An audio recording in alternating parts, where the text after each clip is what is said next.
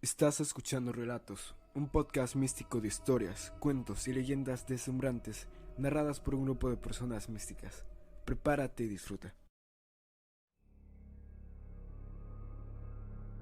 El miedo, por el dramaturgo y médico Anton Chekhov, publicado en 1988 en una recopilación de narraciones. 3 veces en mi vida he tenido miedo. El primer miedo que me hizo estremecer y me puso los pelos de punta obedeció a una causa insignificante, pero extraordinaria. Para pasar el rato, fui un día a la estación a recoger los periódicos. Era una tarde caliente del mes de julio, silenciosa y serena como las que hay en medio del verano. A veces se suceden así, sin interrupciones, 1 y 2 semanas, y acaban repentinamente con una tormenta y un soberbio chaparrón. El sol había desaparecido y todo estaba envuelto en una sombra gris. El aire, inmóvil, hallábase impregnado del perfume penetrante de las flores y de las hierbas campestres. Yo iba en un carro ordinario. Detrás, colocada la cabeza en un saco de avena, dormía dulcemente el hijo del jardinero Pachka, niño de 8 años, que venía conmigo por si fuera necesario cuidar del caballo. Íbamos por el estrecho camino vecinal que se escondía como una serpiente en medio del trigo. Iniciábase el crepúsculo. La raya luminosa del poniente era velada por una nube estrecha, que semejaba un hombre envuelto en una manta. Anduve 1, 2, 3 kilómetros, y en el fondo claro del crepúsculo destacáronse unos tilos altos y delgados. Detrás de ellos se veía el río, y como por encantamiento apareció delante de mí un hermoso cuadro. Hube de parar el caballo, porque la vertiente era escarpada. Estábamos en la cúspide del monte. Abajo, en el espacio lleno de crepúsculo, se encontraba el pueblo guardado por hileras de tilos y cercado por el río. Sus casas, la torre de la iglesia, los árboles, se reflejaban en la superficie del agua, lo cual aumentaba el aspecto fantástico del paisaje. Todo dormía. Desperté a Pachka a fin de impedirle que se cayera del carro y empecé a bajar lentamente. ¿Hemos llegado a Lokovo?, preguntó Pachka, incorporándose perezosamente. Sí, ten las riendas. Cogí el caballo del ramal para detenerlo en la bajada y observé. El primer vistazo fui sorprendido por una circunstancia extraordinaria. En lo alto de la torre, a través de una ventanilla, brillaba una lucecita. Esta luz parecía la de una lamparita, y ora se apagaba, ora resplandecía con mayor fuerza. Su procedencia me era completamente incomprensible. No podía arder tras las ventanas, porque en el campanario no había habitantes ni lamparitas. Lo sabía perfectamente. Allí no se encontraban sino vigas, telarañas y polvo. Además, era imposible llegar ahí, porque la entrada estaba clavada. Me figuré que la lucecita podía ser un reflejo de alguna otra exterior, pero en vano trataba de encontrarla. Todo el inmenso espacio estaba oscuro, menos aquel único punto luminoso. Tampoco había luna. El pálido rayo del poniente no podía reflejarse en el campanario, porque este último se orientaba del lado opuesto. Todas estas reflexiones llenaban mi cabeza mientras yo guiaba el caballo. Al llegar abajo tomé asiento en el coche y miré otra vez en dirección de la torre. La luz centelleaba como antes. ¡Qué raro!, pensé, haciendo diferentes suposiciones. ¡Qué extraordinario! Y poquito a poco sentí como una angustia se apoderaba de mí. Al principio pensé que era el disgusto de no encontrar la explicación de un fenómeno raro, pero luego, cuando volví la cabeza, comprendí que era el miedo. Agarré a Pachka y una sensación de soledad y terror apoderóse completamente de mi alma. Parecíame estar solo en un abismo oscuro y que la torre me observaba con su único ojo encarnado. «¡Pachka!», exclamé cerrando los ojos. «¿Qué?» «Pachka, ¿qué brilla arriba en el campanario?». Pachka miró en la torre por encima de mi hombro, bostezó y dijo tranquilamente: «¿Quién sabe?». Este pequeño coloquio con el niño me calmó, pero no por largo rato. Pachka, al notar mi inquietud, fijó nuevamente con sus grandes ojos en la lucecita. Me miró a mí y exclamó: «Tengo miedo». Entonces, sin darme cuenta de mis actos, estreché al niño contra mi pecho y di un latigazo al caballo. La segunda vez que me sentí presa del terror fue igualmente por una causa insignificante. Volvía de una cita amorosa.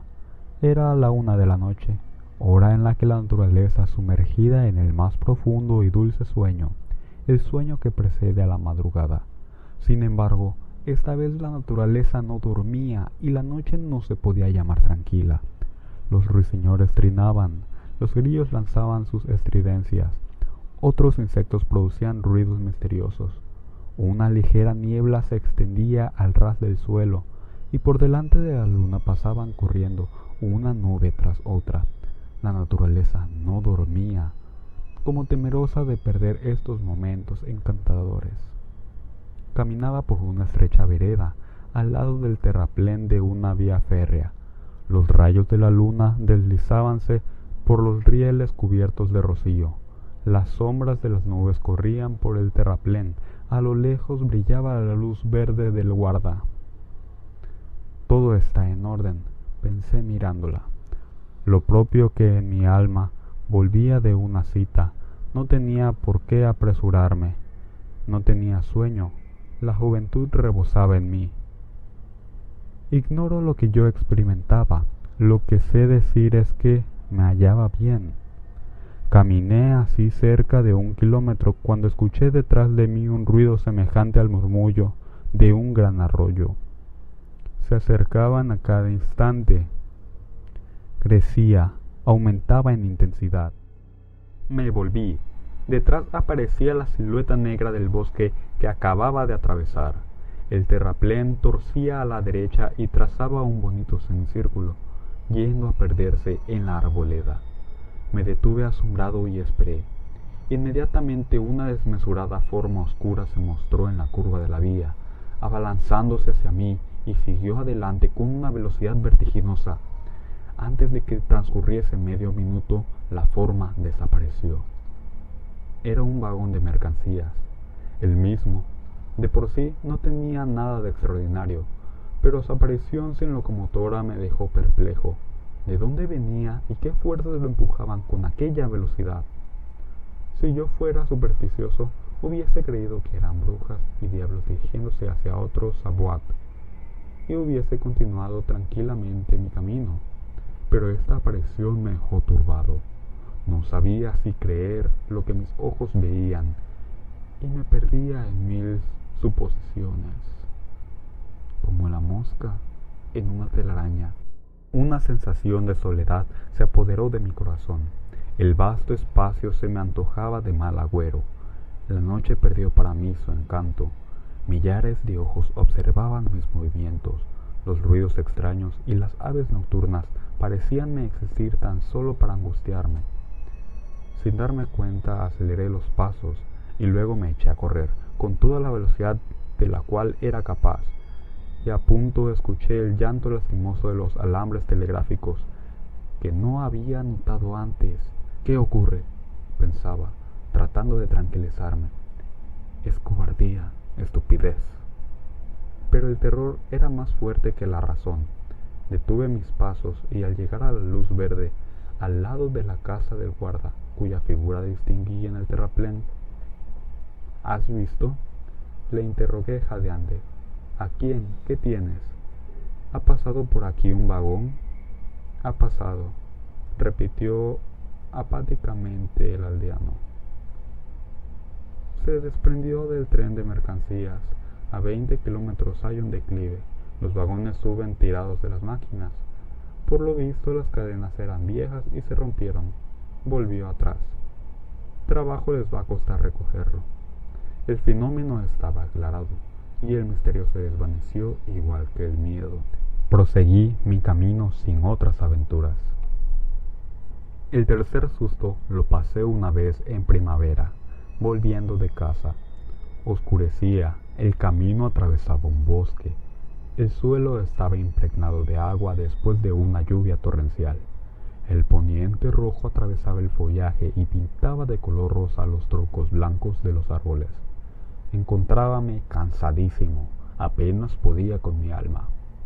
Faltaban aún 5 o 6 kilómetros para llegar a mi casa, cuando repentinamente percibí delante de mí un gran perro negro. Al cruzarnos, el perro miróme fijamente a la cara y siguió corriendo. ¡Qué hermoso animal!, pensé. ¿De quién será? Volví la cabeza. El perro estaba parado a unos 10 pasos y me contemplaba sin apartar los ojos. Nos quedamos así algunos momentos, observándonos mutuamente. En fin, el perro, halagado por mi atención, se acercó a mí, meneando el rabo. Yo seguí mi camino, el perro detrás. ¿De quién será? ¿Cómo ha venido a parar al bosque? Yo conocía a todos los propietarios de la comarca y sabía que ninguno de ellos poseía un perro semejante. ¿Cómo había venido a parar a este bosque, a un camino por donde no pasaba nadie y que solo utilizaban los leñadores?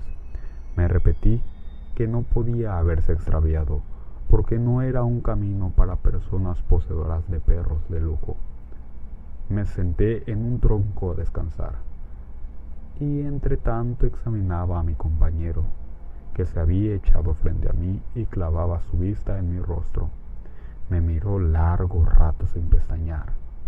No sé si trajo el influjo de silencio que me rodeaba, o por el cansancio que me deprimía, sentí un malestar extraño ante la mirada fija de aquel perro, para mí desconocido. Me acordé de Fausto y de su bulldog, y de que las personas nerviosas suelen tener alucinaciones a consecuencia de una gran fatiga. Me levanté bruscamente y proseguí rápidamente mi ruta. El perro detrás. «¡Vete!», le grité. Mi voz debió ser del agrado del animal, porque al oírme dio un salto alegre y se echó a correr delante de mí. «¡Vete!», le grité nuevamente. El perro volvió la cabeza, me miró otra vez y, satisfecho, meneó el rabo. Era evidente que no me temía. Lo más natural era que yo lo acariciara, pero el recuerdo del bulldog de Fausto no me abandonaba y un sentimiento me torturaba. Entretanto, oscureció del todo. Mi turbación aumentó, y cuando el perro se acercó y me tocó con su rabo, cerré cobardemente los ojos, repitiéndose la misma historia que en otro tiempo había verificado. Sí, con las lucecitas del campanario y con el vagón de mercancías, perdí la cabeza y eché a correr. En casa encontré un huésped, un antiguo amigo. Después de saludarnos me contó que el cochero se equivocó de camino y le hizo atravesar un bosque, en el cual se le extravió su hermoso perro.